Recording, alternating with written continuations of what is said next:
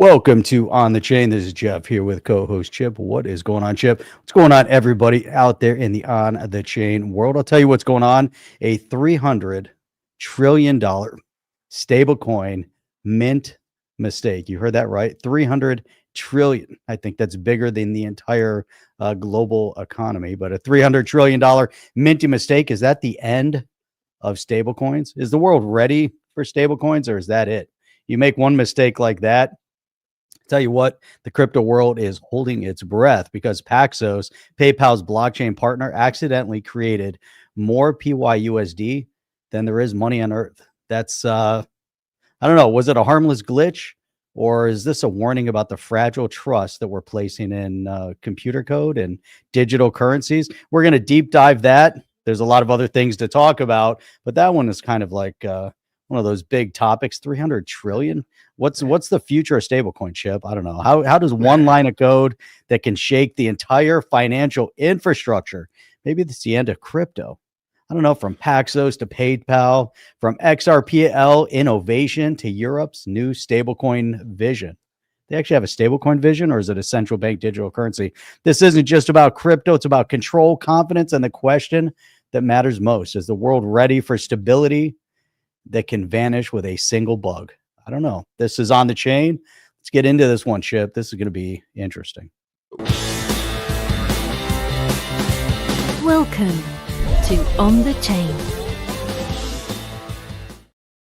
On the Chain, what is everybody doing today? What is everybody doing? Where are you coming in from? Where are you coming in from? Sir John is here. Hello, Sir John. Haven't seen Sir John. I was thinking about Sir John the other day. I was like, we haven't seen Sir John. I know. Of course, Carmichael's always in here. And there's no doubt about that. There's no wondering about that. No glitch, baby. No glitch. It was showed it could be done. I think the intern. I'd blame the interns. Like we thought we'd give the intern an important task, and you know sometimes things don't work out. You know, it's like sometimes they don't work out. Greetings from Celebration. Art on the Lake. Greetings from Hawthorne. Yeah, there we go. They misread. They thought it said trillion. It actually said million. We need XRPL as a gold ounce coin. Well, there you go. XRPL. That's what we need. That's all we need. OTC. That's all we need. That's it. Simple. It's not a lot to ask, really. Ice Wine starts it off with a Yeti. Well, good, because I was just gonna. It's funny. I was just gonna throw that up there. So that's the one. Number one. That's the one entry you see right there. There it is. Let's do a drawing right now. Type that in. I'm not gonna say it. Type it in. YETI. Type it in. Do not wait. Do not wait. YTI. YTI. YTI. Yati. YTI. Yeti. Here we go. So let's what else we have? Who else is coming? See, there come the Yetis. Here they come. Here they come. Here we go. OG. B. OG. This Crypto G is in OTC. Yeah, I think Crypto G, I think it was about a year ago that we met. I think it was. I was going through some pictures the other day. I saw a shot of the two of us hanging out. It was, it was almost, let's say about a year ago. Was it last October? November? Something like that. Was that at the Ripple? It was at that, no, it was at a, no, it was something, it was actually at, there was that film, about the SEC. What the hell was it called? I don't know. I remember they changed the name of it. But that's what it was a premiere. Yep. You know, there's a bunch of other people up there. You know, I know Brad Kimes was there, and I don't remember. I'm trying to remember. There's a whole bunch of Crypto G will know better than I. Recollection of the event. She didn't go to the event. That's why you have no recollection of it. You didn't go. I wasn't there. I went up to Atlanta, and I just happened to be up there. It was a perfect time. It was great. So it was fantastic. We're going to get into it today. Jeff, it would seem like it was called, it was something like that. Funny that it was called rigged. It was something called rigged, and it had nothing to do with giving away Yetis. Like, I swear. It was like rigged from the start or something like that, but then they changed the name of it. But it's basically the story of the Ripple and the SEC. Like Gary Gensler. Yeah, it was kind of that whole type of story told from the beginning. It was a pretty good turnout. A lot of community members there and a couple influencers and stuff. I know Just a bunch of people. It was a fun night. It was enjoyable. Of course, it was cool to see Crypto G there too. You know, somebody. It's always great to meet people Very nice. from the community and stuff. So that was awesome. That was awesome. And so, and I'll be up at Ripple's Swell. And Jeff, you never heard back from them. That's weird. They never got back to you. Did you ever? Oh, sorry to hear that, Sir John. Said his godfather, who he's taken care of for the last 10 months, passed away last week. Oh no, man. Sorry about Glad that. you were there to take care of him. That's most That important. is nice. Yeah, that is nice that you were there, you know, to be there. Yeah. Make this, I did make, you said he did my part to make the last days easier, but it was overwhelming, to be honest. Yeah, it was. I know I just said I got to say goodbye to my dad in July. Took a bad fall, and I was there 3 days, never left the room in hospice, and I got to see him out, and I got to watch him go out, and got to talk to him on the way out, and told him it's time to let go, and it's time to go be with God and go be with mom. And that's what I said. He took 3 breaths and it was over. So I know how intense that can be. So it's a rough thing, but you know what? There's nothing better than being around loved ones when their time is coming to, to end. And so it's a very, very cool thing that you were able to help out. So it's great to see you here and understanding why you probably weren't around that much. Not to mention it's like 2 a.m. there. So I mean, whatever it is, like outside of that part. Don't forget about that part too. So that's what that's another big issue right there. That's right. It's about the Ethereum free pass. That's exactly what it's about. Is that the name of the movie? No. No, that's just what it was about. Man, I could not hit the button today. Man, I tried. I was like, I can't. I hate that they moved all the buttons and changed the stuff. They try to make it easier, but they actually make it more difficult. Yeah. Wow, Jeff. I don't know what that means. I don't know what that means, Jeff. What are you up to, Jeff? Chip. You meant Chip. You meant Chip, yeah. Yeah. You meant me. Yeah, it was yeah, I didn't get into a lot of details, but it was a very it's very cool. But yeah, that was I was like, wow, Jeff, what the heck's up with that? God bless you, Sir John. You did a great thing. The world needs more people like you. It says Mark Smithson. Look at that. It's nice. That is 100% true. That is a great thing, man. A great thing. Rigged from the start. That's what it was called. Thank you, Art. But I thought they changed. It was weird because like they changed the name of it because originally it was called something about XRP. Then what they changed it to was rigged from the start. So there you go. That was it. That's what it was. Thanks, Sir Johnson. Thanks. Was it interesting? It. Was it well made? Well, we lived it, Jeff. So it was. There was no new information in there. It was like you and I. It was almost like a dream sequence of what you and I went through from beginning to end. Like I knew every bit of it. I knew every part. There was no like, oh, that's weird. I didn't know that. No, it was a nicely done story. It was well told. The course of events, the way it happened. But we basically we used to do a weekly show, and that's when we started basically streaming 6 days a week. If you remember back then, you used to do the Saturday show solo because I was like, dude, I'm going to do 5 days and that's it. 5 days. Yeah, 5 is a lot. 6 was a lot. Yeah, so 6 was a lot. So we came up with new content every single night. It was crazy. We had it was a lot, and we came up with an hour. We did an hour show. We did 6 days a week. I did those 5 days, and then because it was Sunday through Thursday, took off Friday. And then you did the Saturday morning show, and then and finally at one point we said like, we had to go. 3 days. Oh, no worries, Art. No worries. Yeah, no worries. Yeah, that was. I wish I could tell more of it. It's kind of a personal thing, but I wanted to share just a little bit of it because I was in a room by myself and I was there. And one of the things that they say to you is like, I asked the doctors, they're like, hey, tell me some common themes of what happens when people get to this point in hospice. And they said the one thing that happens is that the loved one will be there for 24 hours, 48 hours, whatever, 60 hours. They'll leave the room for 15 minutes and then they'll pass. And I said, okay. So there was a shower in the room and they had like this pull out that you could sleep on. So I said, Dad, I'm in the bathroom. I want you to, because he could hear me. He just couldn't respond, but he did for the longest time. He was squeezing my hand when he could respond. And, it was surreal. And I'm like, I'm in the shower. I'm like 3-4 minutes tops. So I was like, and every time, like, so I was waking up every hour because they come check on him often in the middle of the night. So I was waking up all the time. My biggest fear was like he would pass when I wouldn't be there. And luckily it was like around 10:30 in the morning.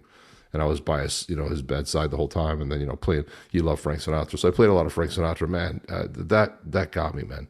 Of course, Jeff, you were at the funeral, so we played. "Did It My Way" was his favorite, his favorite tune, and I did that, and the tears, man. I mean, like, too, and I was talking about producers. I got really deep into it, and some of the favorite stuff that he loved, and some of the songs that I loved, because we used to talk about that a lot. And so it was there, and I had about 3 minutes, and then the last thing I said was, "Time to go. Let go. It's okay. 3 breaths, and it was done, and it was just like." And I sat there just for maybe 15 minutes. They came in, they "You need some time?" I go, "Yeah, it's gonna be a lot more than I'm gonna be here, but I'm gonna need some time to process, So so that part was pretty cool. But how about the movie XRP Unleashed? No. So that's what it was. Thank you for visual. Vendetta knows. So it was called XRP Unleashed, but by the time we had seen it at the premiere, they called it rigged from the start. So they kind of changed the name of it. But yeah, XRP Unleashed was it. They have a new one coming out too that looks pretty interesting. They did a good job. Documentaries are hard to do to keep them, to keep them going and, keeps people's interest. So I thought they cut it together pretty well. The best part in that movie I thought was John Deaton's piece. His was really extremely well done. It was really fantastic, So Sir John says, "I always wondered how hard it is to consistently produce the content at high quality, and had done it for years for pace 5 to 6 days a week. It's unbelievable." Yeah, well, it takes a lot of prep work, unfortunately. That's part of the thing you guys don't see is like, the show prep, especially it's gotten even more complicated because we made it more complicated. Jeff doing these amazing, and original songs that, some of them have been getting minted, and, the amount of time it puts into that. And then of course the thumbnails, and of course the show prep. What are we going to talk about? What's it going to look like? What's kind of the flavor of the show? And we prepare it all, but that doesn't mean we stick to our own plan. But we try. A lot of times you'll see stuff show up that we wanted to talk about. We just never did. We just never got to it because, shit, Jeff, we did a show yesterday. It was like over an hour and a half. What was it, an hour and 40 minutes yesterday? Yeah, something like that. Yeah, so it's amazing. Usually Saturday will be the one day we go long. We try not to go long. We consistently go long, so that happens. This is 100% true. Caregivers are the salt of the earth. I was blown away by the staff. I couldn't imagine anybody. Fruition Films, that's what it's called, Fruition. Good with production, documentaries. Yeah, very good. I'd love to do that too. It takes a lot of money, time, and effort. So I always, anybody that can pull that together and make something like that happen, God bless them. It's a lot of work, man. It certainly isn't something easy.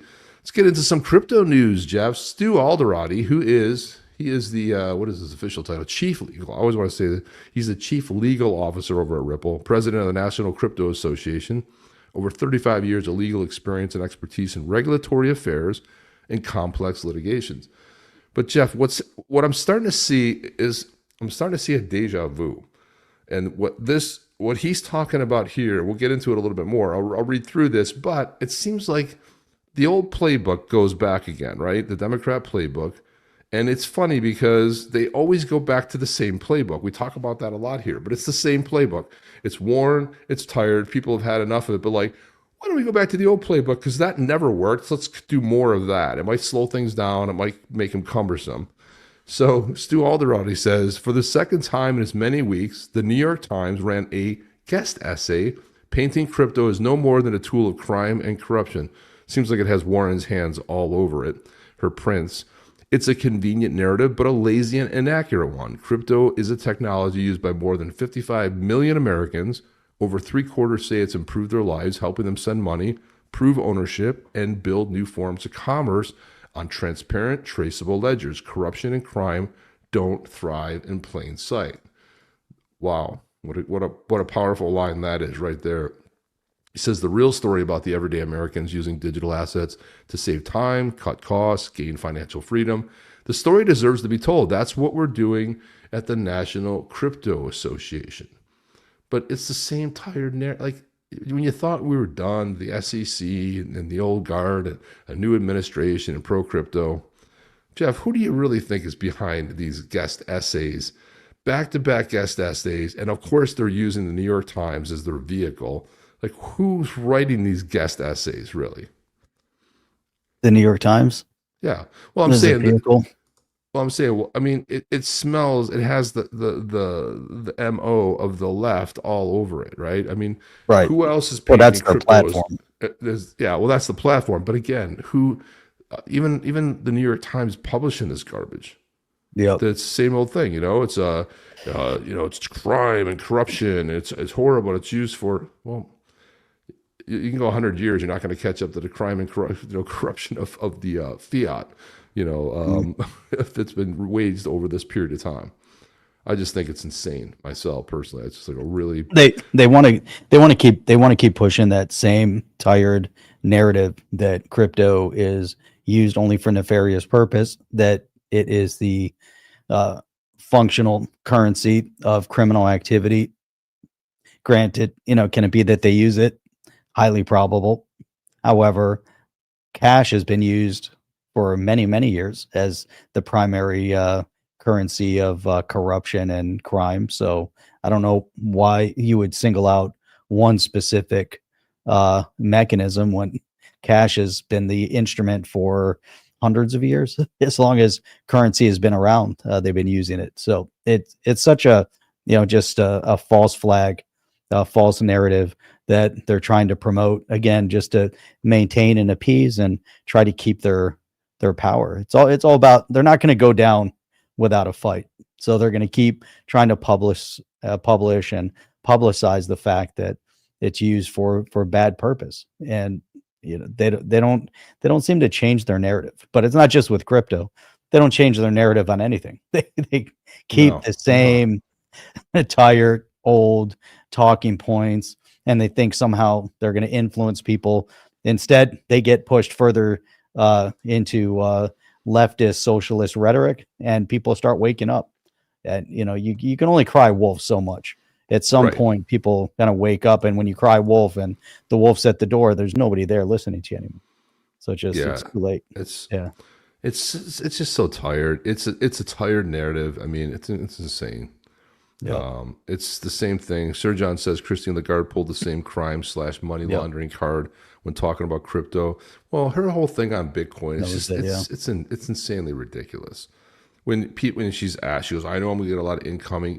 These, of course, somebody who sits at the helm of a central bank is gonna go say glowing things about crypto. No. Especially when the Europeans wake up and realize that, oh, crypto is the freedom vehicle, and we gotta shoot it down, and Bitcoin is bad, and it doesn't mean anything. This whole narrative is stupid. It's just really stupid, and they look dumb saying it. That's the other funny thing, is they don't look so smart.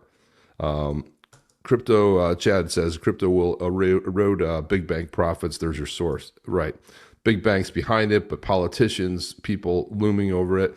And, it's like if you look through who the sponsorships are, who's giving them the advertising money, that's who they're going to listen to, right? Wait till Bobby Kennedy Jr.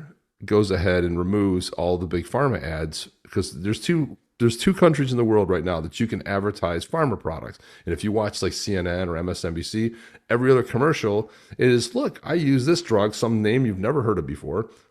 And then with all the side effects of it, blah, blah, blah, blah, and lifestyle, we're having the greatest time of my life. I can't believe how great life is in the US and in New Zealand. That's it. Nowhere else in the world can you run. So when they pull that, that's going to be 70 to 80% of their funding.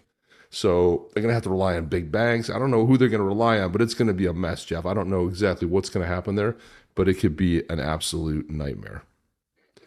And then look at this. In the comments of this is something I wanted to talk about the other day, but let's talk about this. XRP Gorilla said, well, what about this Bloomberg article? Any thoughts on this one? And the basic idea behind this one, it says Ripple, this was in Bloomberg, it says Ripple Labs said to have lead 1 billion fundraise for an XRP hoard. Ripple Labs is landing an effort to raise at least 1 billion to accumulate XRP, the digital token linked to the company, through special purpose acquisition, or you know that as a SPAC, right? So it says that the funds will be housed inside of a new digital asset treasury, and Ripple will consider or contribute some of its own XRP, according to people familiar with the matter. Jeff, I'm always wondering when people are familiar with the matter, unnamed sources, people familiar with the matter. Meanwhile, Ripple Labs have not said a word about this. Okay, But the planned digital asset treasury comes as crypto markets remain fragile after a huge sell-off, and investors have gotten more skeptical about digital asset treasuries. But Ripple is moving ahead with its fundraising plans. Now, let's just break this down, okay? Here it is right here. There's the story. It's behind a paywall conveniently. There's ways to get around it. This isn't worth reading. I read the 3 main points of what the thrust of this article is about, talking about Ripple Labs' effort. Now, Krippenreiter, who I have a lot of respect for, just because he's a really good dude, and he really brings a lot of interesting stuff. He said buyback of XRP by Ripple, the one and only company that already owns 664,379 XRP, wasn't on my bingo card. Of course, he's talking about this article right there. And then what I'm surprised about, and again, this is what this one guy says, 353 says, well, they need more than that if it's liquid and not locked in escrow. And Krippenreiter says this, which is important, Jeff. Ripple already has $11.3 billion in USD in XRP sitting unlocked. So why would they be accumulating $1 billion in XRP? It sounds like a really bizarre story to me, like a fake, phony, false type of a narrative here, Jeff. If they've got $11.3 billion, they just spent $1 billion. Not too long ago, they spent another $1.23 billion on another acquisition. Right. And they still have $11.3 billion in XRP. Yeah. I don't know. What do you think about it? It sounds just hard to swallow, this story here. It does, yeah. There's too many stories like this that it's just too hard to follow. Like, it just doesn't make sense. And why would they be doing a spat? Like, why would they be doing a special purpose of you? Like, this is what you do when you want to sort of avoid, if you're going public, if there's a whole bunch of things behind spats, but it just, that even sounded like, well, why would they do that? They're not doing it. They're not doing it. There's no way they're so I saw this, people were asking about it. So clear. Yeah. It makes zero sense. It's not like they don't already have money sitting there. It's not like they're not a company that's making money, bringing money into the coffer. So I saw that. I was just like, I don't know. You got to be careful what you read out. All there. It does, it just slows them down. Just doesn't make any sense. At this point in time, there's no reason to have an IPO. No reason to do any type of stock draw at that point. Whether it's back or anything else. That's what smells very suspicious to me.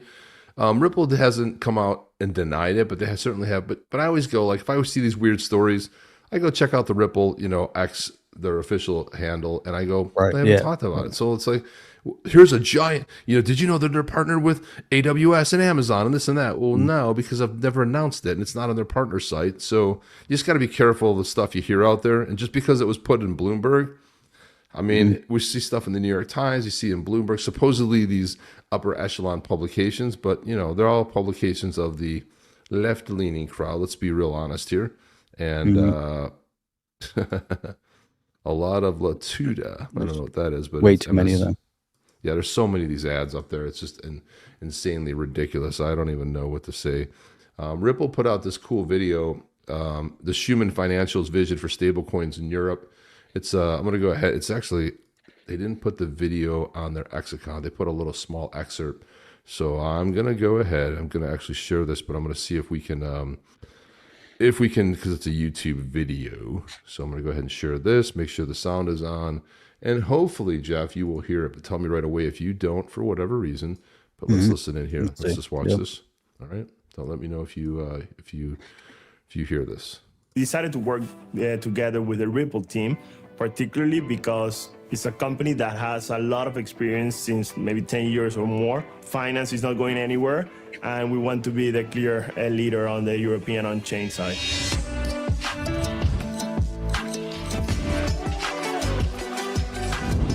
So my name is Eduardo Morrison. I'm co-founder of Schumann Financial and head of business development. I've been working on the crypto industry for a while now, since 2018. My first experience was in a data analytics company called Into the Block. And afterwards, I transitioned towards the exchange side of things. It was head of institutional business for Binance. In 2024, I decided to join forces with several Binance colleagues in order to participate actively on the stablecoin business. In order to do that, we went out and acquired an existing EMT license that was being able to issue stablecoins under the MiCA regulation in Europe, and we went live afterwards with the proper initial integration on December of 2024, and we've been live since then with our first product, which is EUROP, a euro-denominated stablecoin, fiat-backed. And in order to be able to do that, we've been also working very actively on securing banking partners, which include SocGen, Banking Circle, and ABN AMRO, for example, where we parked our reserves there and then issue the stablecoins. Our goal is to bring financial products on chain for the European Union, and that's human in a nutshell. As of now, as we know, the crypto market and the stablecoin market is heavily US oriented, but if we see euro is the second reserve currency in the world. So our view is that as the financial system transition more towards an on-chain economy, the European ecosystem of finance will need to grow also on the on-chain world. And that's what we're working very heavily on achieving, is growing the Europe on-chain presence throughout different integrations, particularly on payments, lending, and trading are the three main angles that we're trying to pursue as much actively as possible. The XRP ledger has been built with payments use cases on their core, and that's where stablecoins fit perfectly in the mix. So we are working together with the XRPL team and Ripple, particularly with the Ripple payments, on securing different cross-border payments for corporate companies to basically send money in and out of different corridors. Our first one will be probably dollar to euros, where there is significant demand already in existence, that we want to partner and offer proper euro collection and euro disbursements on stablecoins. The overall XRPL team is focusing very heavily on bringing applications and companies to build on top of the ledger, particularly focused on institution. Infrastructure is being built pretty actively. That's where we need to be. We want to partner with as much companies as possible, particularly helping international companies that want to have presence in Europe. They can bank with us with a named account, and they can then have access to a stablecoin world and transact against everything that there is already integrated with Europe. Stablecoins are the bread and butter of any exchange operation. What we saw also is that there was a gap in the European market, and we wanted to be like the relevant player there, having a euro stablecoin offering across the ecosystem. So the intention is to basically maximize the XRP ledger capacity on scalability, cost, infrastructure, and quickness to basically transact directly on the ledger. What do you think of that, Jeff? Solid. And we're going to see a lot more of that. See a lot more Really of that. great. And it's funny that he was with Binance. You know, it was interesting. He was with Binance, and then him and his couple of colleagues realized that they needed a good stablecoin in line with MiCA rules and regs over there. So it's kind of interesting that this whole kind of crew, Schumann Financial, grew out of Binance. Some folks were working at Binance and said, "Hey, let's go do our own thing. Let's do it with the stablecoins." So interesting. Yeah. Interesting. Sir John asked this question here. What are recommended U.S. financial media to follow that are realistic, not leaning any side, especially not in the left? There aren't any. Right. Good luck. I mean, it used to be the Wall Street Journal. It used to be publications, sometimes the Financial Times. I'll say sometimes because it's not Reuters. The Economists, these are all ones that used to be. You got Barron's, you got Morningstar, Yahoo Finance. But again, Yahoo Finance mostly just publishes, press releases out there too. It's just, I don't really see that there's anything I see that it's infected almost every side of it. So I almost don't even see anything anymore. Some of them are pretty consistent, but every once in a while you'll see stuff that kind of like rolls in. It's very strange, Jeff. It's very strange. At least. So here we are. We're sitting at the bottom of the hour, and we do have a big announcement before we play any music. We do have some new merch to roll out. We do. We got a new rebrand to talk about, and actually, we're pretty excited to do this. We talked about it the other day. We're talking about the rebrand under Badassery, And if you go to badasserycoffee.com, you'll notice that the coffee is also rebranded under Badassery. If you go to the X channel for Badass Yetis, it's now rebranded as Badassery. And as part of the launch of Badassery, we're also we put up some new merch. So maybe we can pull that up and we can share some of the new merch. We have a hat and a hoodie with some of the rebrand Badassery. Then you're going to start seeing a lot more of the Badassery. So yes, we do have a Badassery hat, and you can see the Badassery coffee, Badassery hat, and a Badassery hoodie, which are pretty solid. And mainly we did the hat because Chad said he would wear one. So right. no pressure, Chad knows. Yeah, but anyway, there it is. There's the Badassery. Now, if you go to BadassYetisCoffee.com, that still works. It'll forward you here, but it's BadasseryCoffee.com. And then let's get into the merch right here. So we've got this blazing cool hat. Look at that. And that is, I'll drop the link there on the in there, but it's basically just onthechain.shop. If you look at the hat section, so on the front you got this amazing logo here. Not for the faint of heart. This cap was forged in chaos, finished with some attitude. Flaming skull blazes across the front, daring anyone to test your calm. The Badassery script, scorched on the back, is your stamp of rebellion. And that is, it reminds you of legends don't follow rules. They rewrite them, worn, rugged, and ready for anything. This is the cap you grab. The day calls for fire, grit, and a little bit of trouble. So Badassery on the front, or on the back, and then you got the cool logo embroidered on the front. Looks like that right there. I'm just going to say that's Badassery right there. That is Badassery right there. Right there. That's So you got that cool badass logo. Then we also have a hoodie that looks pretty badass. Look at that. A hoodie right here.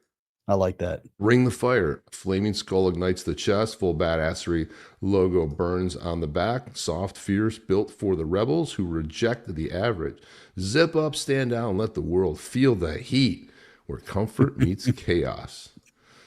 I So like that's what it looks like on the back right there, baby. Yes. And then on the front, you got the cool flaming logo. This is a zipper. This is a zip one. So there it is right there. Get yourself a Badassery. And it comes in some different colors too. So, and different sizes. So you can get that in black. You can also get it in navy. You can also I like that. You can also get it in gray.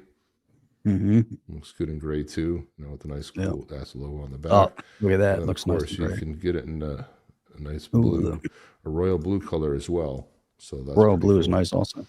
Very cool. Like so there you go, like guys. And I will throw that in the throw that in there as well. So there it is. Yeah.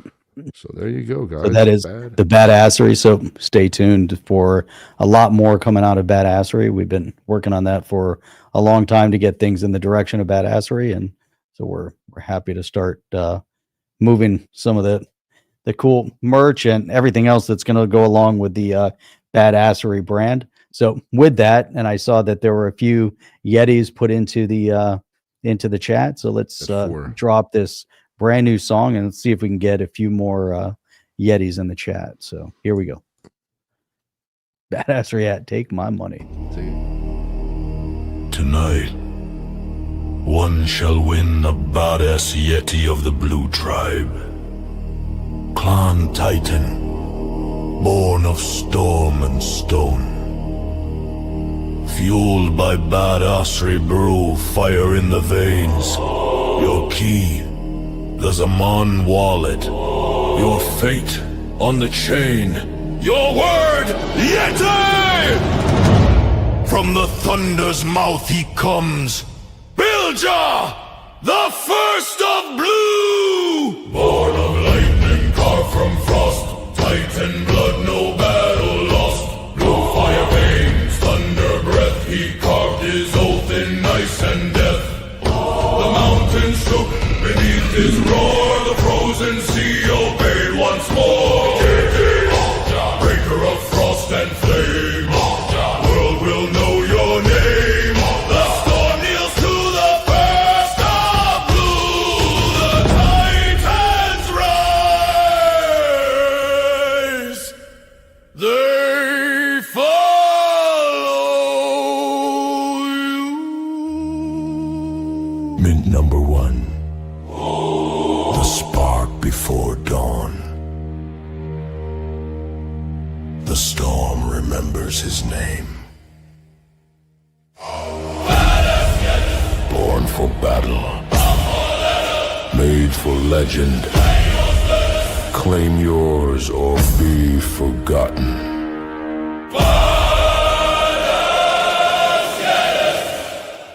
On the chain. His on the chain. On the chain is off the chain. It's off the chain, Jeff. On the chain is on the chain. .io. .io. Missing there. Look at that right there. And here he Chad is. says hat ordered. Hat Thank ordered. guys. There we go. Get those Vision hats. Vendetta. Yo, why do I feel like I should bow down? Well, that's the theme of the sort of the song. That's There it. you It is go, on right thing. there, baby. So this is him right here. This is Badass Yeti number one. Number one. There you So go, of baby. all You the claim blues, that. number one. So who's gonna claim Badass Yeti number one? Look at Bilja. Build you, baby. Left the G out of his out of the video. There's a G in there. It's Bilja. You need the G to get the J Build you, sound. baby. J. Build you. Bilja. On thing, says Chad. Yeah. Number one. Bilja is the real deal. Nice. That's pretty amazing. So Badassery At a lowrider. Badassery Harley lowrider. Low. We need to get some Baby stickers, some lowrider. Badassery stickers. That's on the agenda. That'll be Yeah, kick-ass. there you go. There you go, man. A You got, decal. Put a decal somewhere. I'm you gonna put got to love it. So guys, on we the only have back 5 window. in there. So start typing in Yeti if you haven't already. You can retype it. Only take your entry one time. So let's not get crazy. It's like I see people type it in over and over again. Don't worry. If you typed it in once, it's been registered, so you don't have to do it again, and it won't recognize it. It's not like you can type Yeti 6 times and get 6 votes. Don't work that way. But Jeff, you talked about this in the beginning. The PayPal's blockchain partner accidentally minted 300 trillion in stablecoins. Ruh-roh, 300 trillion. Even if so you catch that error, you're like, what? This first sentence is great. In an embarrassing error, like you just set the tone for the whole thing. PayPal blockchain partner Paxos, accidentally minted 300 trillion of the PYUSD token, PayPal stablecoin, which debuted in 23, supposed to be redeemable at a 1-to-1 rate. Now, at 300 trillion, there's no way that that's backed by anything. By anything, okay?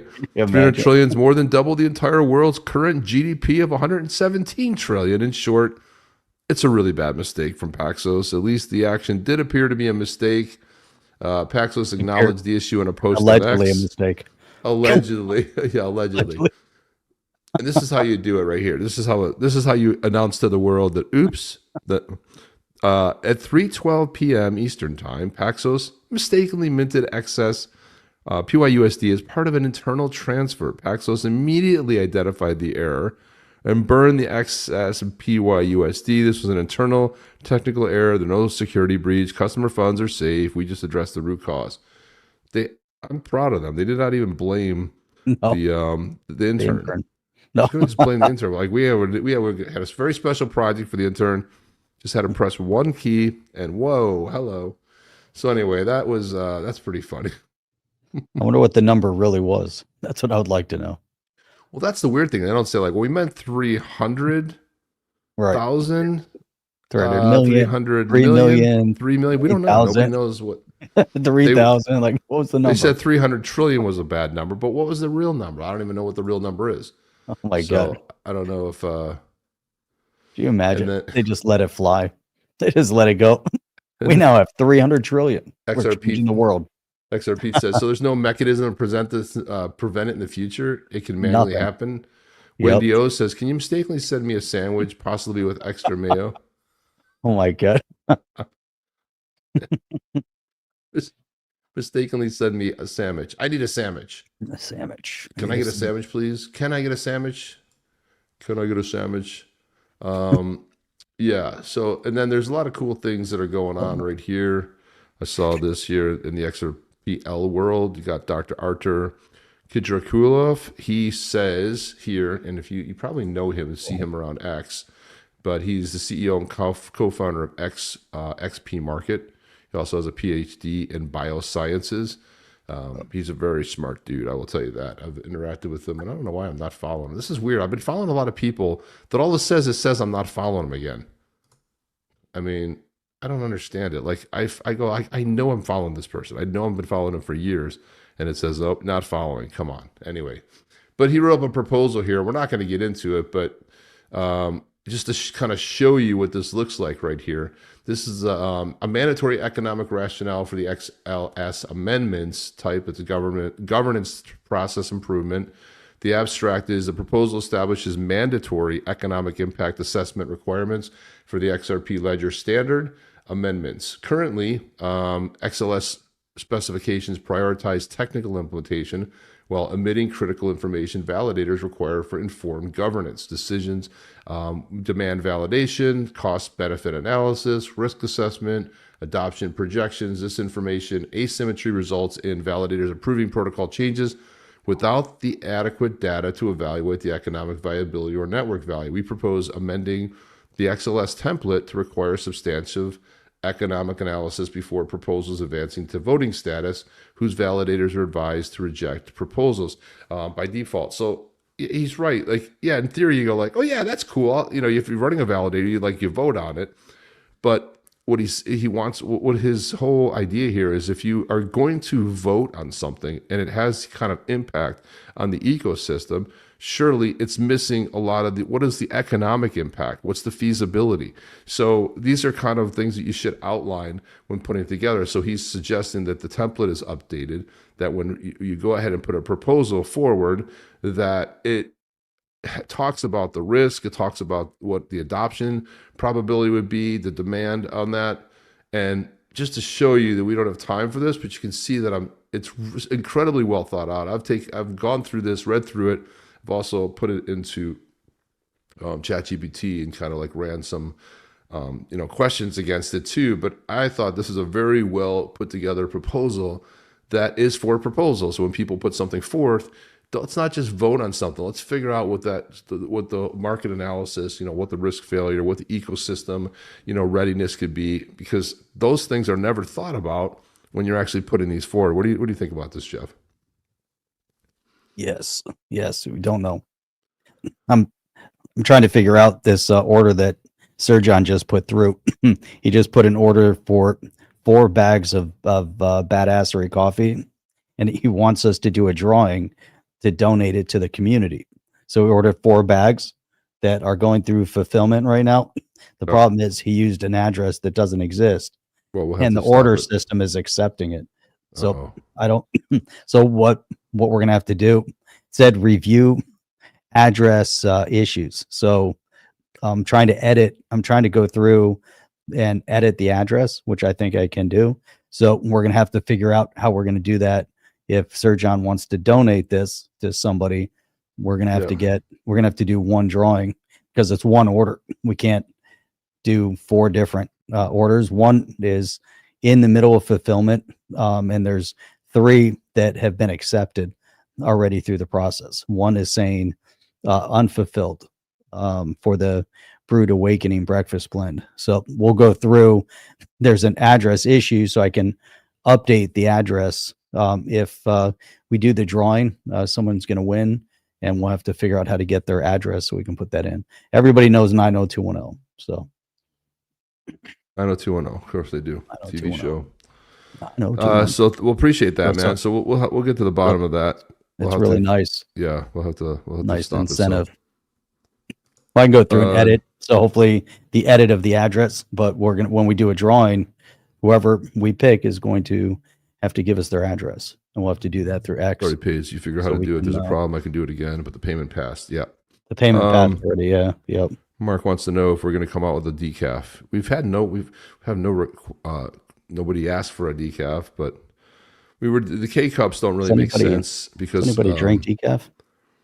Mark's asking. I'm thinking he drinks decaf. So Mark, you drink decaf? Decaf. Oh, he might want a decaf. You know, like I'll use what I generally do is my first cup of coffee is caffeinated. The next one is not. So, you know, yeah, appreciate that, Sir John. That's really cool. That's a really cool thing to do. Yeah. And then we'll have to get it out to people. So that'll Really, be another really sort cool. of giveaway, and that'll be another that I can see the giving that dust. away. That'll be badassery. So It's gonna be badassery. badassery. And you'll type it wrong, you're not going to be in the, you're going to be entered in there. So there you go. You got to make sure you type it in there correctly. You know what I mean? His urologist, Dr. IP Daly, told him caffeine is a bladder irritant. He's just, boy, that was a long setup for that, Mark. Dr. IP Daly, interesting. Told me my caffeine bladder. That's a caffeine bladder irritant. Okay, got us, man. You got us. That's a good one. You totally crushed it. Good. Yeah, let's jump into some geopolitics, Jeff. Let's jump into that before we get going. Geopolitics. So Geopolitics. I threw this one in here because I couldn't help myself. But anyway, so this guy, Jim Stewartson, anti-fascist. He's got the Canadian flag in there. He's got the Ukraine flag. He's got the Jolly Roger flag and ... Who the hell else knows what he's got there? But he says, who knew there were this many Marxist, socialist, Antifa, pro-Hamas, far-left Democrats in Chicago, Speaker Johnson? No wonder you crybabies are worried, okay? So this was supposedly the people that turned out for this No Kings. One of the lamest, I have to say, one of the lamest protests in history, quite honestly. It was. I mean, people dressed up in these as animals, and it was so weird. Bunch of weirdos. So if you guys know Tom Morello was the lead guitar player for a band in the band called Rage Against the Machine. He wrote, encouraging start, next steps, 1, general strike, number 2, arrest the president, right? And Tom Morello, he's an amazing guitar player, but he is a leftist nut job, okay? I love Rage Against the Machine. I know some of the lyrical content can be questionable, but these were guys in the 90s who, you know, played hard rock music and were rebelling against the authorities. And the funny thing about it was, you know, if you think about back in the late 90s when they got really big between 96 and 2000, which was their prime, who was the president? The president was Clinton, right? So because somebody else was saying that here's the crowd, and look at the size of that crowd, and oh my God, I can't believe the biggest protest in the entire, No Kings. I don't know. Yeah. It's so lame, Jeff. So I wrote, from Rage Against the Machine to Inside the Machine. You raged, you aged, you got paid, the machine won. I'm like, what a loser. You know, I love this. I love this, Jim. But yeah, absolutely. What a loser. You know, they went from raging against the machine and authority to becoming the machine. For the machine. Exactly. They are the machine. Let me remind everybody, this has been a long time coming. These were the same douchebags when Rage Against the Machine was touring again during COVID. They wouldn't let you come into their concert without your official vaccine card. That's right. That's right. Do you remember that? What a bunch of losers. I do remember that. I'm surprised people even listen to them anymore. So this guy, Tongue Poster, said, if you don't know after multiple decades that Rage Against the Machine and punk rock music in general is anti-Republican in nature, you probably have to be reminded to breathe. Oh, epic takedown. Oh, he said that to you? Yeah. Oh my God. My heart skipped a beat. Epic takedown. What? They can't meme. They have zero comeback. They have zero debate skills whatsoever. If you don't know, well, I do know that when they were mostly raging, it was Clinton who was in office. That's what I know. So I'm like, so I actually took the time to spell this out, Jeff. Yeah. Here is some of what Tom is protesting against. A $6 trillion in new investment flowing to the U.S. manufacturing and infrastructure. Record expansion of energy independence through drill, baby, drill. Lowest gas prices in decades and stable domestic supply. Billions of tariff revenue generated from fair trade enforcement. 8 international conflicts halted within 9 months. Peace agreements expanded over the Middle East via the Abraham Accords. Southern border fully secured with technology and new construction. Illegal crossings reduced to historic lows. National Guard deployment restored safety in major cities. Violent crime rates dropped in urban centers and under federal coordination. Record high small business confidence and job creation, rising wages across all income levels, historic low unemployment for Black, Hispanic, and Asian Americans, U.S. economy leading global GDP growth recovery, strengthened military readiness, and veteran care reforms. And again, some of this touches on his first term, but again, this is it. This is what Trump did. This is what they're protesting. They don't like Trump. Trump is a king, they're calling him. Continued judicial appointments. He put a couple, Supremes on there.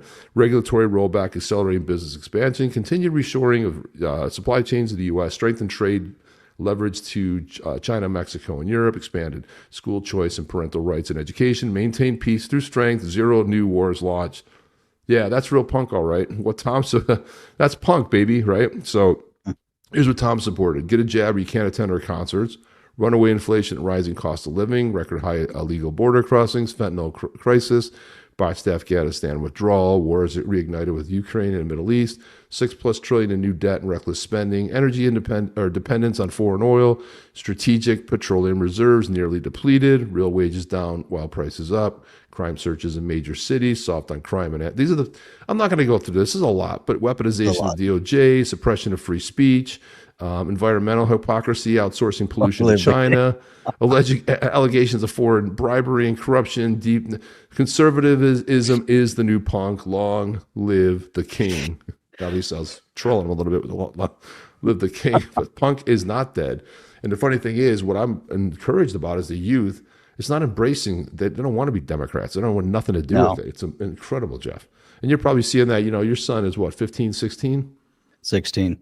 There you go. Yeah. So we're seeing that on that level. So him and all of his friends are all conservatives. There you go. And actually, one thing that we're seeing more and more is that they use Democrat as a derogative. It's a derogative insult. Don't be a Democrat. Basically, don't be a loser. And that's exactly how it's being phrased at this point, which is interesting. And people are fleeing the Democrat Party in droves. They might become independent, but how can you be tied to just such a lost narrative? It doesn't make any sense. They're anti-crypto, they're anti-productivity, they're anti self-reliance, they're anti anything that has to do with entrepreneurship. I mean, they're just everything. They're anti. They support nothing other than illegal entry into this country, the fleecing of actual citizens of this country of every last dollar that they have. I mean, just making the country less safe. They don't support anything positive. I like how Chet said, will someone please remind them that Democrats have hijacked the last 3 primaries, bounced a sitting president from the ticket to coronate his incompetent VP without a single vote. And then Elian was saying, they say no kings, but the same people filled in skate parks with sand during 2020. That's right. So the kids couldn't actually skate. And Visual Vendetta said, ever since Trump has been president, I finally see how much program control the media has over the people. Not only that, I now know who the controllers of the media are. And it's just, you see them every day. The Democrats it's unreal. No kings. Give me your money. That's right. Well, give me your money. The demon rats. The best thing that was happening was, first of all, the White House was trolling hard. They went on Blue Sky, which is everyone got mad and they left. They left X because it was too toxic. So you want to talk about a toxic platform? Just go spend some time on Blue Sky. So they opened up accounts on Blue Sky, and now they're like the #1 most banned on Blue Sky, or blocked, I should say, right? And they even talked to the CEO, and she's like, "No, everyone's welcome." What she's supposed to say, right? So this person said, Trump is mocking us as we protest him. So this is the Trump war room. Posted a picture of him, Trump with the king hat on, right? Oh my It's God. just fantastic. Cat Turd said, yep, that's what I voted for. That's what I voted for. My God. This girl says exactly the same, young person. Dude, Dom Luker said, it's crazy it took you guys all 8 years to realize. The gay Republican said, as he should. You're seeing just like a whole swatch of different people. Posted this picture of They're Trump attacking laughing. him left and right. Oh yeah. The boss says, here's like a leftist getting out of bed, just waking up. The boss says the uniform is today. He's got the no kings. And then in the closet, you see Free Palestine. He's got Black White Lives Matter. You got Occupy Wall Street, no more oil. Like the whole, that's the whole sort of thing. on his phone. You got the CCP calling. So, Oh, it's great. this girl It's right great. here has got a no king shirt on. It says no kings, no walking, no hiking, no biking. It's she happens to be got a couple pounds on it. That's a little bit hitting below the belt, but it's people are going to do what they're going to do. You are y'all. And this is what you were talking about with your son. You're all the butt of all the jokes. And there's Kamala No Kings October 18th. All the people, that's basically the So here's another one. No Kings crossed. It's got the No Kings thing, the logo crossed out, and it says no one cares. I mean, this is what I love with the memes. They're so much fun to watch.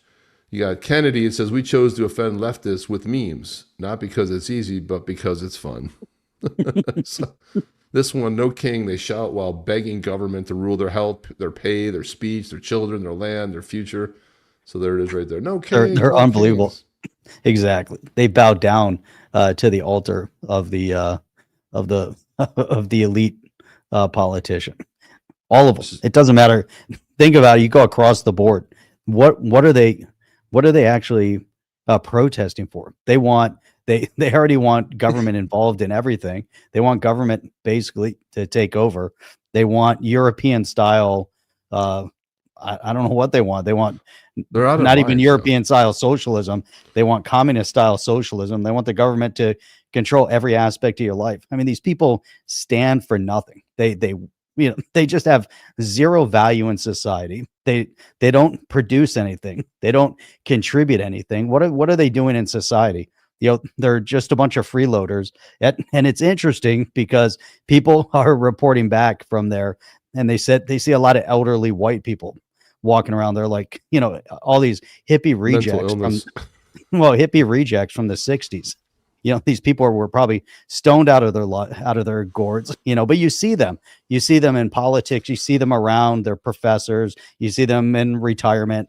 You're just a bunch of hippie rejects that didn't really accomplish. I mean, some of them are very well accomplished. It's amazing to me. But yet they don't want anybody else to accomplish. I don't know what their true agenda, or, I guess they didn't. Now they're in retirement. They got nothing left in life.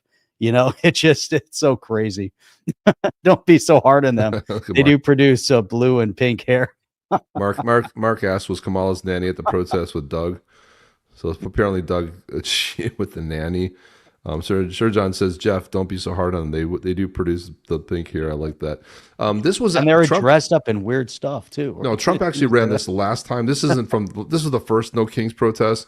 He said, a huge thank you to all the No Kings protesters yesterday. I was very concerned a king was trying to take my place, but thanks to your tireless efforts, I am still your president. Great job, all. I mean, the trolling is at such epic levels. It is so phenomenal.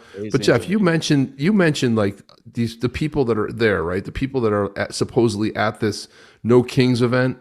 Yeah. They're supposed. So here's a woman that was interviewed, and you can imagine this is probably how it went. The other thing I noticed was the same people that talk about diversity and equity. Well, that's weird. There are certainly a lot of white people at these protests. I didn't see any different colored faces. I just saw white people like in masses here. But these are the same people that talk about diversity. Well, where was the diversity even in your protest? King's Day. And why specifically are you out supporting No King's Day? I think protest is important. Why are you protesting?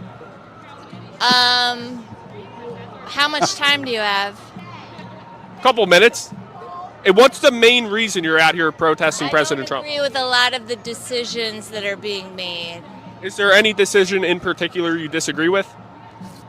Okay, so I would start with She's already stoned out of her mind. They're so stupid. Well, they're so clueless. Well, what is it? I don't even think it's appropriate for me to have this interview. So what brings you out today?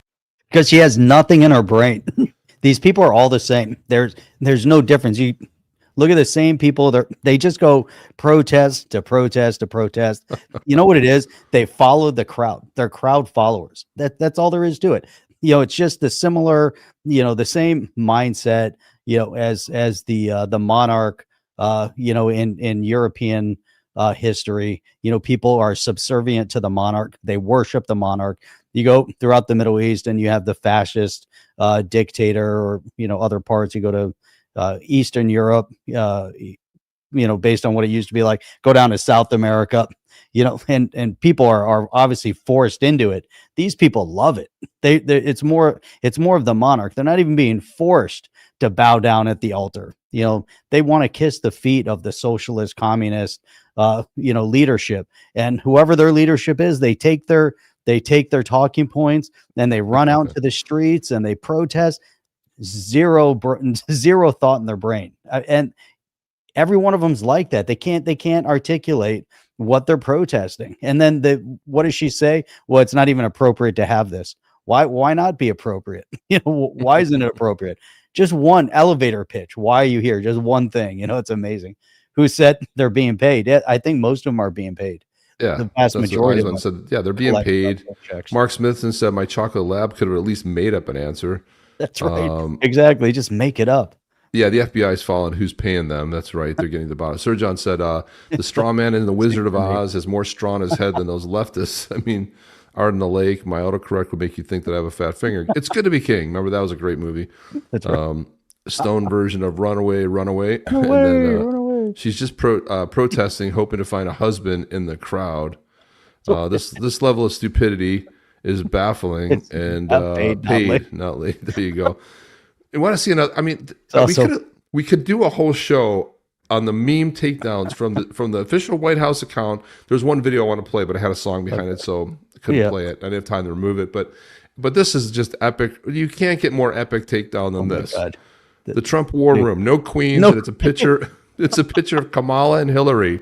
No queens. I guess they never made it. So they definitely didn't. That is some epic takedown right there, amazing man. Is he? There was so much trolling going on. It was so freaking funny. I mean, Trump wearing, and honest to God, if Trump doesn't dress up like a king for Halloween, I mean, I don't know what's going on, but that would be amazing if he dressed up like a king. Mel G said, I'd respect them if they were honest and just say, I just don't like DJT. Period. Right. That's all you have to say. Like, all the other stuff, forget it. I don't like it. That's it. They can never name anything, Jeff. They don't know. Nothing. They can't name. But anyway, this is going to. You want to see the Dems bowing down to their king? Look at this right here.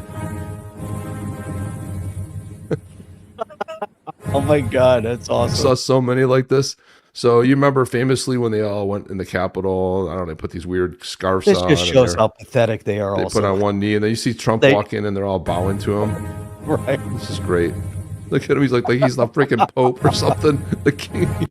Oh my God. There was so many of these. I mean, we could do a whole show just on memes and all the people that did the memes on Trump and this stuff. Oh, it's God, they were just phenomenal, man. I'm like, but this one right there, it's just there's no more epic queens. Trolling than that. No queens.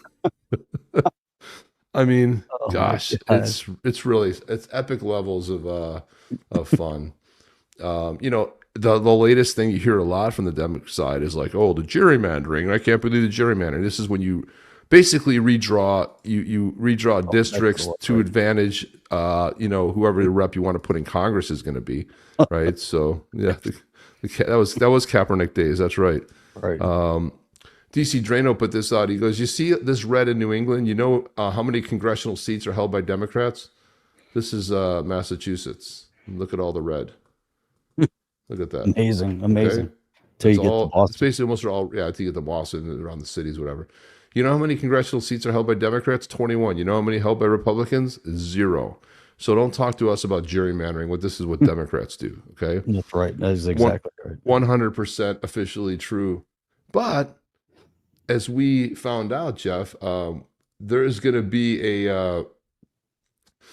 when the Republicans are going to catch up to what the Democrats have been doing, they're going to lose up to 19 additional new seats that will go Republican. There's not a chance in the world that they're going to take the House.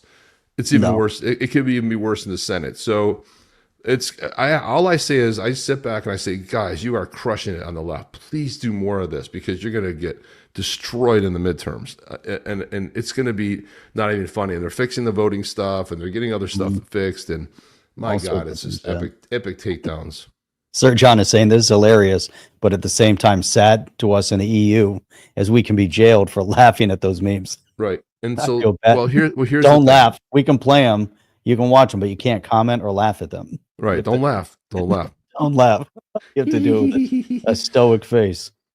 Well, this is the difference. This is all the leftists you'll see out there. Every time they do a post, democracy, we got to fight for democracy. Listen, Right. loser, we don't live in a democracy. The United States is a constitutional republic.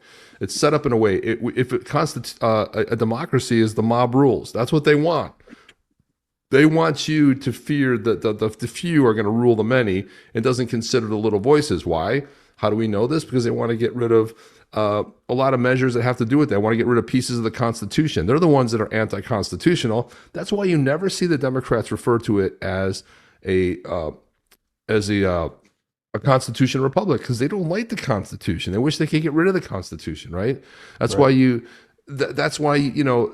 to me, these guys are constantly, you have to remind them all the time, that's not what the U.S. is based on. The difference about the U.S. is we have a constitution that allows free speech and allows you to carry arms, whatever that may be, right? It's like, and it shall not be infringed. Very clear on the Second Amendment here, shall not be infringed. You can't write stuff that overrides the Constitution. You do not have a constitution in anywhere else outside the United States that guarantees free speech. You don't. And sure, you can have a leftist judge come out and smash something down and ultimately go to the Supreme Court and get overruled. It just kind of slows everything down. They also want to get rid of the Electoral College. The Electoral College here in the U.S. follows that same measure. It gives voices to the smaller people, right? The lesser voices. It's not the mob rules and just the few rule the many. We're going to transition a little bit. This was a pretty interesting story right here, Jeff. Look at this. A man living in Louisiana was arrested by the FBI for joining Hamas terrorists on October 7th attack against Israel. Mahmoud Amin Yabkugat Al-Motadi was born in Gaza, applied for a visa in Cairo, was granted a visa under the Biden administration. On October 7th, his cell phone connected to a tower near kibbutz where the multiple Americans were killed. Democracy literally allowed unvetted, suspected terrorists to invade and freely roam our country. Well, Jeff, how is this possible? Why is there no vetting going on during the Biden administration? You got known terrorists. Well, it's not going to be an isolated incident that you have one guy like that. There's obviously many, many more that have come in that aren't just going over there to fight and kill, but they're going to be right here in our backyard. And that's the unfortunate part about it. They purposely let these people in to make our streets less safe. I always say there's different parts to taking down society. One of them is control the healthcare, make it less readily available. People are fearful of health. So they tried the healthcare thing, didn't work out so well. Then they went after our health with the shutdowns and the whole COVID thing. They targeted us purposely. So that on its own and the way they treated after the fact, they proved that they could shut down all of society. They shut us down on that. You can only do that for so long. People start rebelling. Certain states opened up, like Florida, after a few weeks.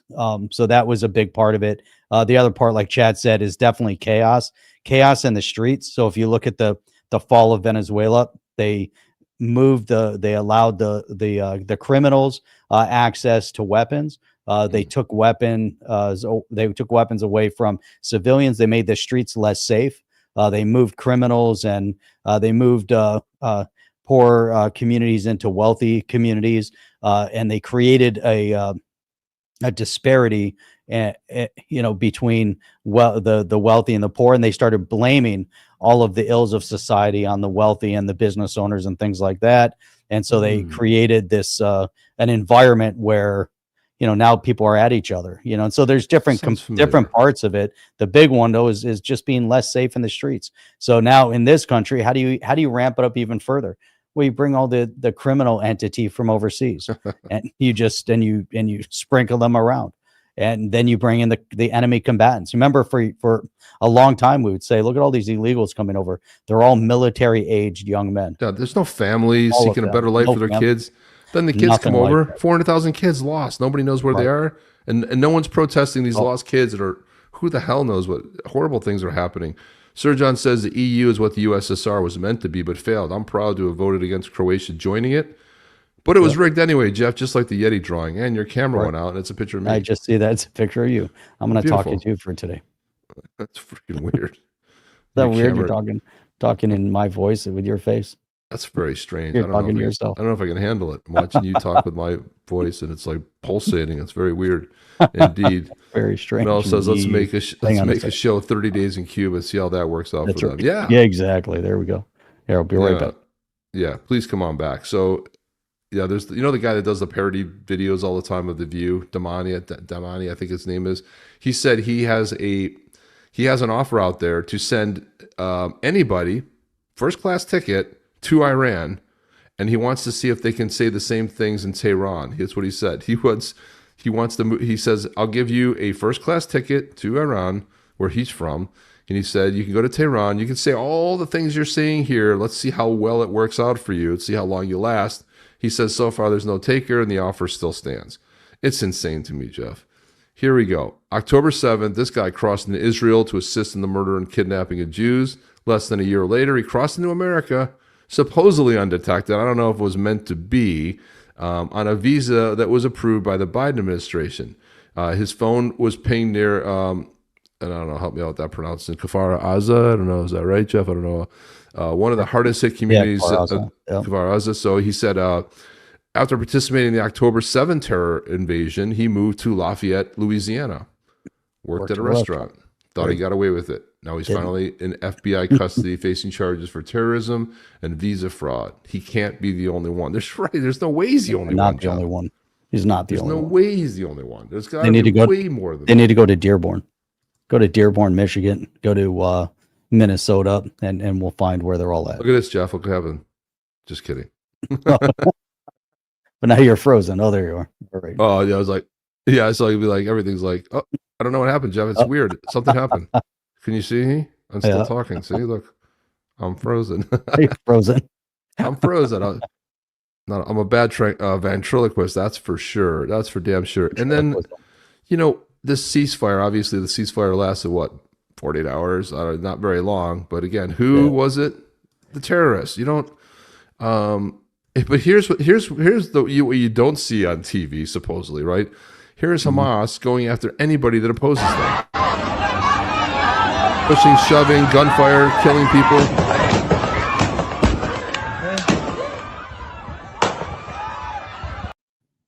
So they're killing their own people. This is what they were doing. They're taking the supplies. They're holding the supplies and the cash that came into them. These are bad people. You don't have enough of a resistance. I'm sorry, man. There's only one thing you can do with Hamas, and you got to just eradicate it from the earth. That's the only thing that can really be done. There's no other plan. That's it. I mean, there is no other plan, and that's the point. There's no ceasefire with them, because even during the war, that was going on, they were killing their own people, like you said. They were taking all the supplies. They were living off the hog, But you can't have a peaceful coexistence with these people. I mean, it's not possible. They're committed to terrorism. They're committed to eradicating people. I mean, if they're going to eradicate all Jews and all Israelis, then that's their core. That's their only mission statement. Hamas has no other mission statement. The reason why they're killing other people is because they're vying for control of the area. They're no different than the cartels. I mean, they're. Jeff, take this next. It's not a legitimate political group here.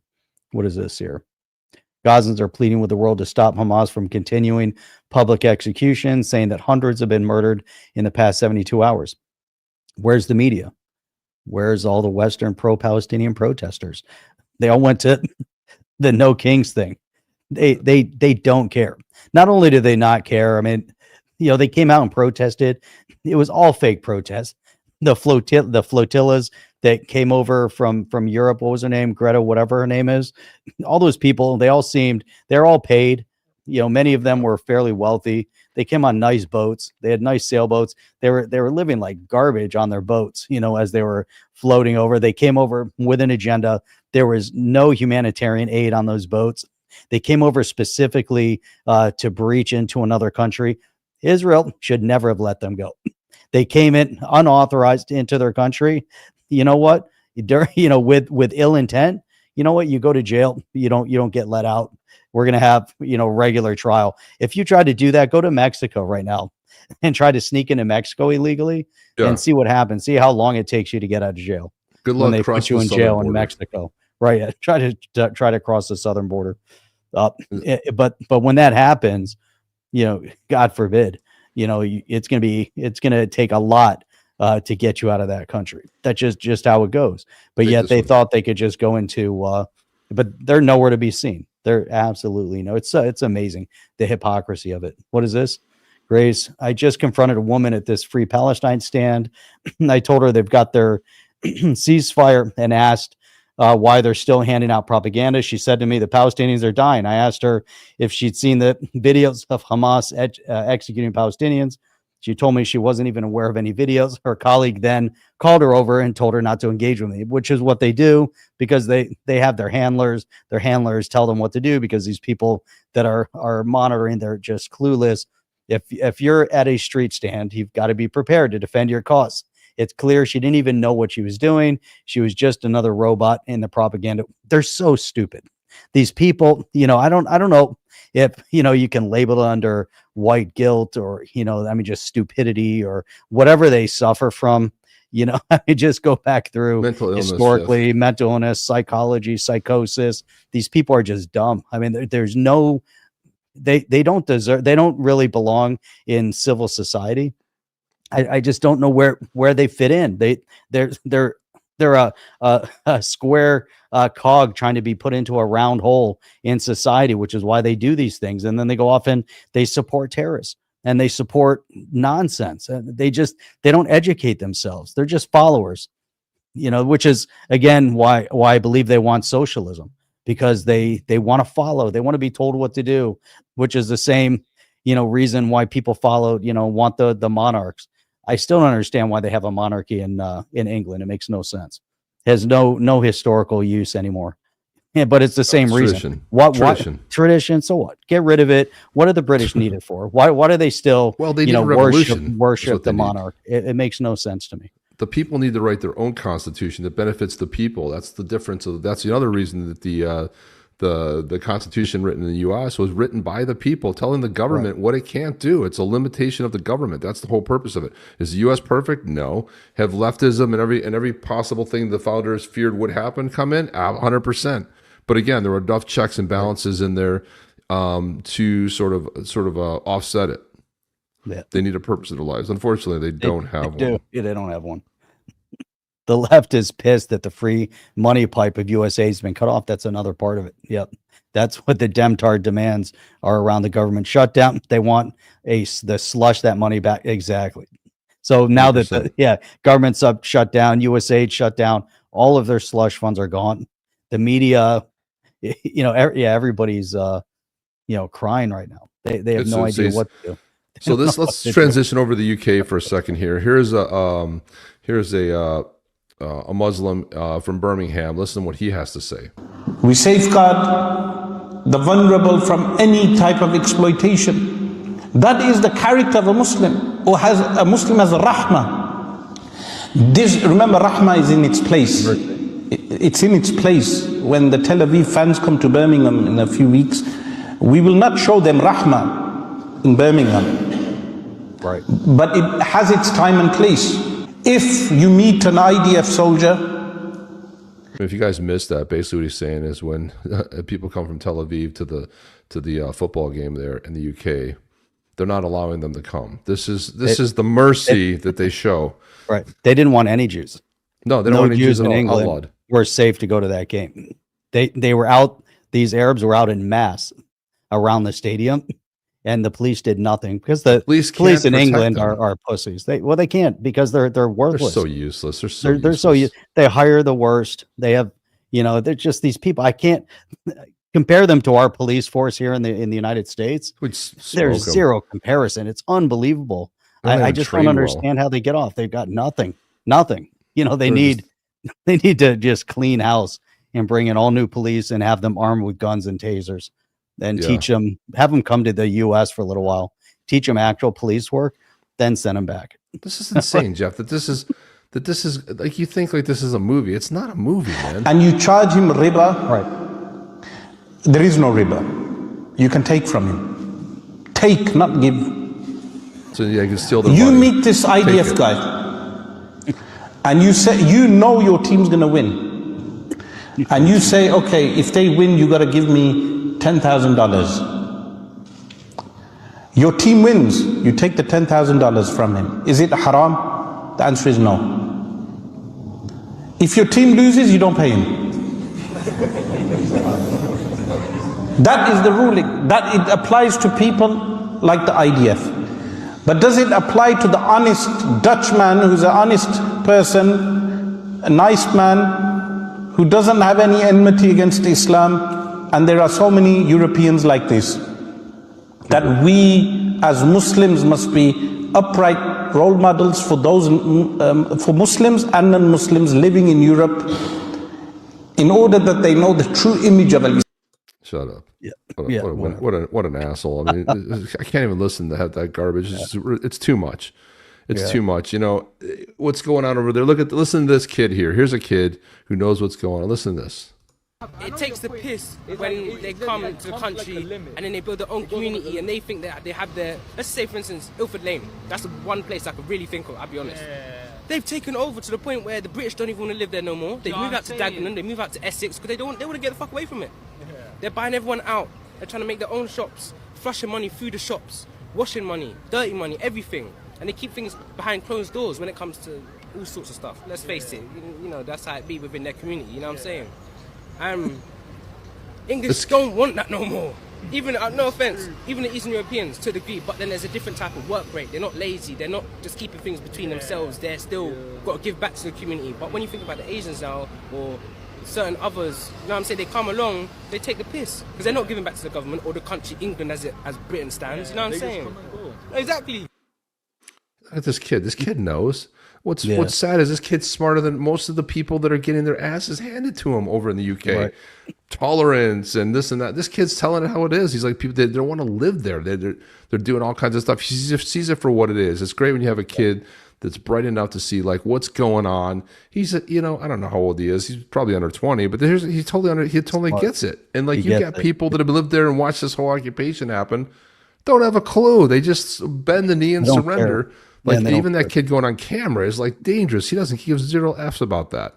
But this, I just want to say it's not the police there. It's the government and their bosses that are dictating. But they also hire people that are completely ineffective. It's again zero comparative between the police force here and the police force there. I'm sure they have good, you know, police. I'm sure they're committed, all of that. But you see them and they're losing. They go into an area like that. They get outrun, they get beat up, and if they're told to stand down, I mean that's absurd. You know, they should just resign. But it is absurd. But it's just the whole situation going on over there is an absurdity. It makes zero sense. What is this? We'll play this. We're going to play this next. We'll play this next video. Sir John says 95. The Muslim-owned barbershops, but they're empty. They live. That's the other thing. They don't even work. They're given everything, so they just hang around and just think about new ways to come up with hate and kill people. Temporal Thunder says, they clearly see the globalist agenda of eradicating the world of free-thinking people who can see their evil plot to destroy human intelligence. So, yeah, well said. Right. Well said. Right, spot on right there. I want to play this one here. This guy has another take, too, about the UK. Let's see what your thoughts on that. Is that while you still have a communist regime in the shape of the Labour Party, a country, even if we were now, supposing reform were now to get in, they say, right, we will have corporation tax at 5 or 7% or whatever the lowest rate is, that would no longer tempt the companies that are now in Ireland to come to Britain because they know we have this hideous communist party which would change it all just because they deliberately want to wreck the British economy. It's not a matter of accident. Do you suppose that even Rachel Reeves, even though she's what we call in Yorkshire thick as 2 short planks, the fact is she knows perfectly well that if you tax the non-DOMs to force them overseas and force all the billionaires and millionaires and all their companies with them overseas, that is going to lose you revenue. She knew that when she taxed the private schools, that would mean all the private school kids are going to have to come into the public schools, and she was going to lose revenue on it. She didn't care, because it's all about destroy, destroy, destroy, kill, kill, kill. That's what communism is all about. They know what they're doing. They are working with hostile actors and foreign regimes that do not wish us well. Because the Labour Party does not wish this country well. They wish to destroy us. Until you understand that, you understand nothing. That's the trouble we're facing here. They really mean us harm. Right. Just like the Democrat Party. Right. Just like the Democrat It's Party. the same thing.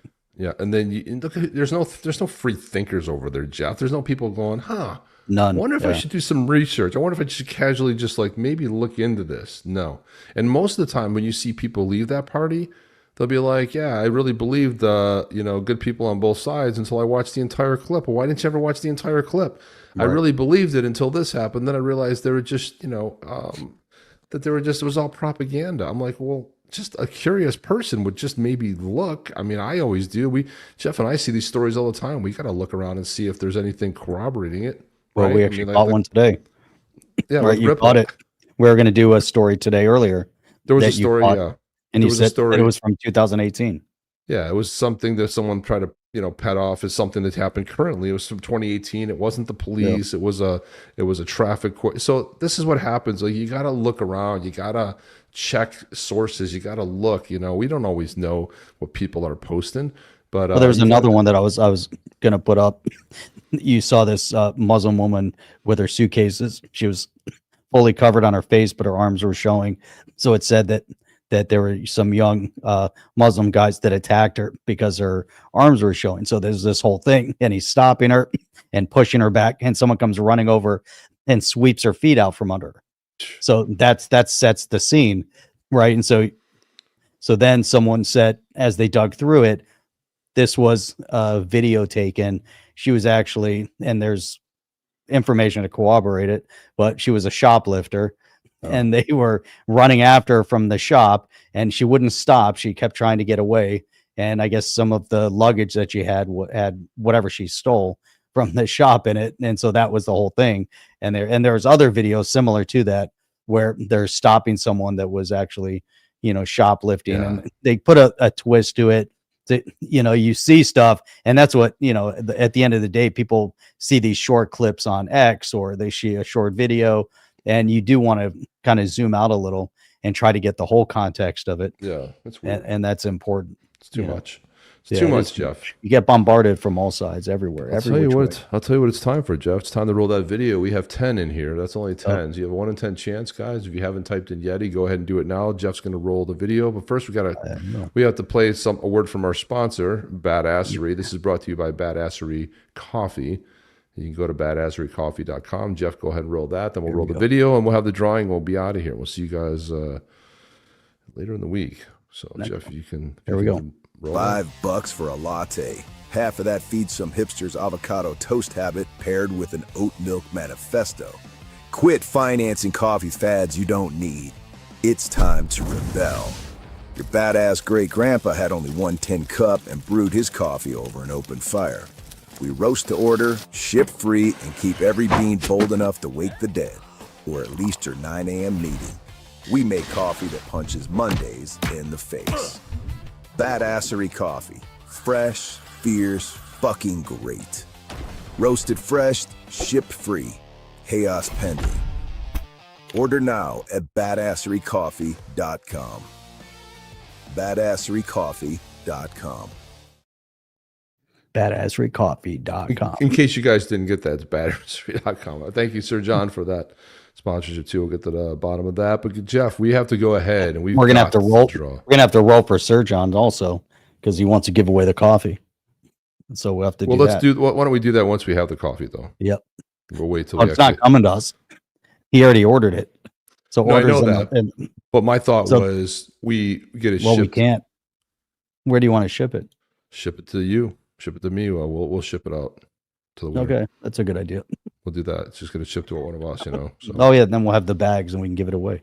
Look at that. The obligatory rigged Yeti Badassery is a 501c3. No, it's not.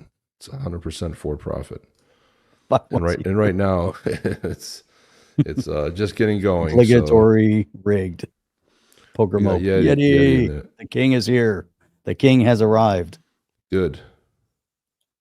Now we can do the here we go. Let's play the song one last time so we can do the drawing. We'll get the music there. So gotta play one more time. Roll it. Here we go. Tonight, one shall win the Badass Yeti of the Blue Tribe. Clan Titan, born of storm and stone. Fueled by Badassery brew, fire in the veins. Your key, the Zaman wallet. Your fate on the chain. Your word, Yeti! From the thunder's mouth he comes. Bilja, the first of blue! Born of lightning, carved from frost. Titan blood, no battle lost. No fire veins, thunder breath. He carved his oath in ice and death. The mountains shook beneath his roar. The frozen sea obeyed once more. Breaker of frost and flame. World will know your name. The storm kneels to the first of blue. The Titans rise. They follow you. Mint number 1. The spark before dawn. The storm remembers his name. Born for battle. Made for legend. Claim yours or be forgotten.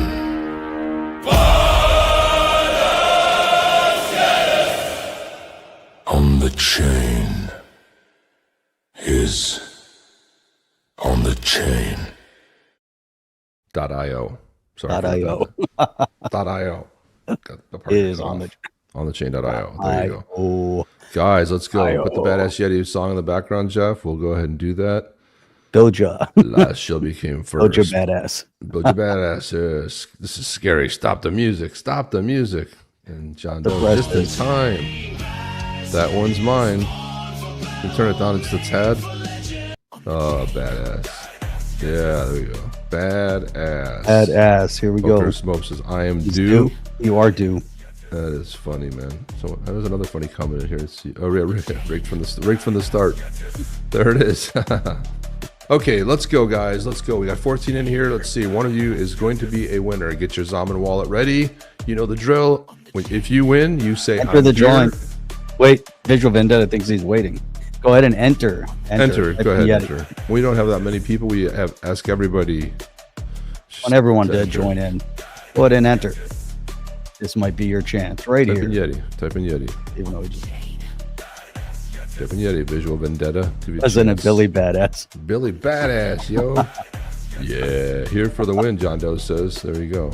Okay, I'm gonna go ahead and pull it. Here we go. We're at 14. Now we're at 15. There There it is. He's got it. Ready? There it is. Let's go. Late entry. Let's go. You say you're here and you're getting your wallet. We need to hear that right away. Otherwise, we assume you're not here and we move on.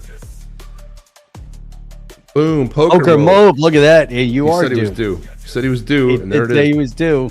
Poker Mope said he was due. Poker Mope did say he was due. So that's how it works. Oh. Yep. So we're both trying to put it up at the same time. You certainly were due and you certainly won. There you go, Poker Mope. Get your. We know you're here, but you need to say I'm here. He said I'm here. Get your wallet, and we're going to need your X handle if you have it. Rigged from the start says Out on the Lake, and of course you have John Doe. Nice at Poker Mope XRP. Start. Congrats, Poker. Beautiful. Well, there you go. Start. That is awesome. Awesome. Winner. Chicken dinner. Winner Yeti dinner. There you go. Congratulations.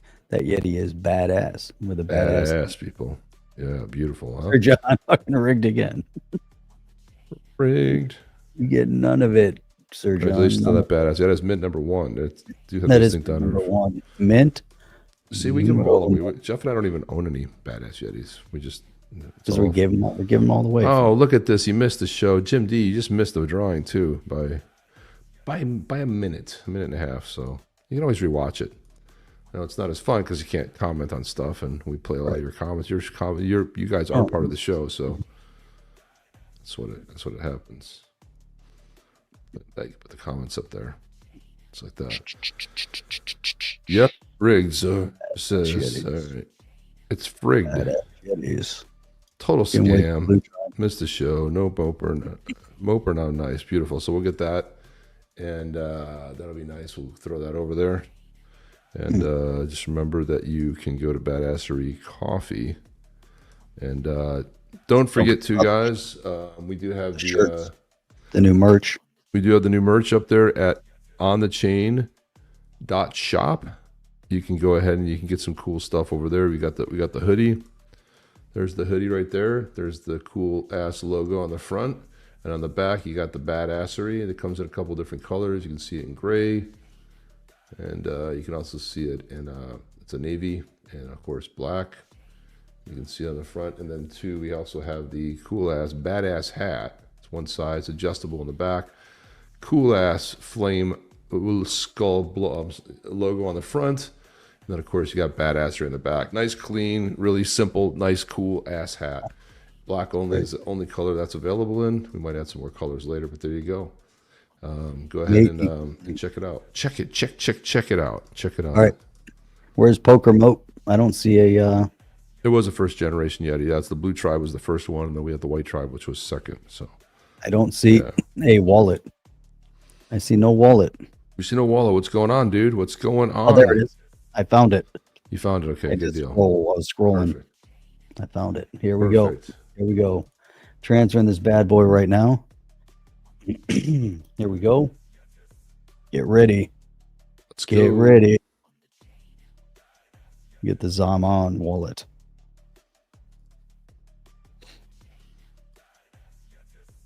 Badass Yetis. There you go. All right. It's been accepted. Thumbprint. Verifying.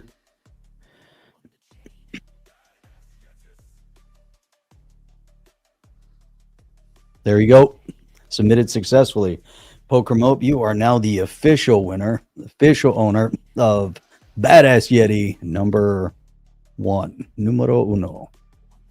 In the oral arguments last week, Kentenji Brown made an argument, Jeff, that she compared disabled people, black people to disabled people. So the Babylon Bee put this out. Clarence Thomas gently explains that KBJ, Kentenji, that not all black people are mentally disabled. Well, maybe the one you're talking to is. I don't know. I mean, I don't know how she's I don't even know how she's a judge or an attorney, right? I don't even know. I mean, she doesn't seem to grasp basic concepts of law. I mean, who knows? No, she does not. And Jeff, what a huge success the No Kings rally was. Look at this. Success. After a weekend of No Kings protests, America will now still not have any kings. Well done. No kings. Freedom, democracy. No kings. That's right. We win. We win again. Asians. Yeah, let's see.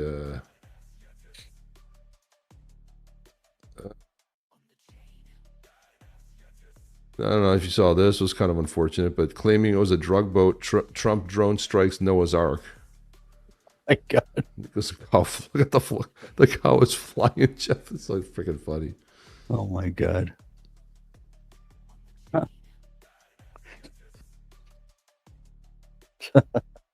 Holy cow. Surge on 3:47 a.m. Illustrating be late for my flight. You don't finish the show soon. Okay, one last one. Greta Thunberg says Israel put a noose on her and yelled, "This is bagel country." Man, that's it, guys. That's all the time we have. Sir John, good luck on your flight, man. Good to see you on the show. Glad to see you guys in here. Appreciate all of you for being here. Appreciate all the Chad for ordering, getting some merch, and also Sir John for buying some coffee to donate. That's fantastic. Just mushrooms. There you go. Just saying. Okay, that's a good point. There you go. So illustrating wasn't the word you were going for. It'll just be all be to illustrating. Gotcha. There you go. I thought you were just saying it's late, so you're illustrating to us that you'd be late. Illustrating. I'll be late. All right, guys, that's all the time we have. We will see you guys on the next one. Chip and Jeff out. See you guys on Wednesday night. It's too soon. Yeah. Well, we've been here for an hour and 40 minutes. So there you go. Chip and Jeff. Out. Are you down with OTC? Please like, subscribe, and click the bell to be notified when the next video drops.